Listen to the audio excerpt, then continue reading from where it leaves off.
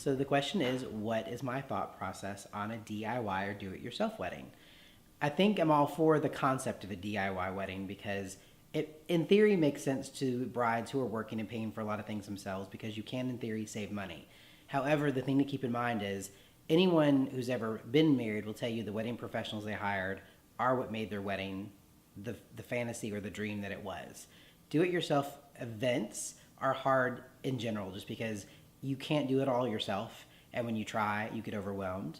But I think the do it yourself trends of, say, printing your own menu card or sending out your own save the date or creating your own flower girl basket, those things are great and should be done as a personal touch. But you don't want your Aunt Martha shooting your wedding for photography. You don't want your cousin Judy baking your cake because first and foremost, if anything goes wrong, it's going to cause a huge rift in the family that's going to be really hard to repair. Because if you get really bad wedding photographs out of a relative, a cousin, an aunt, a friend, how do you address that? You can't sue them. You can't get your money back. You can't recreate your wedding. It's never going to happen.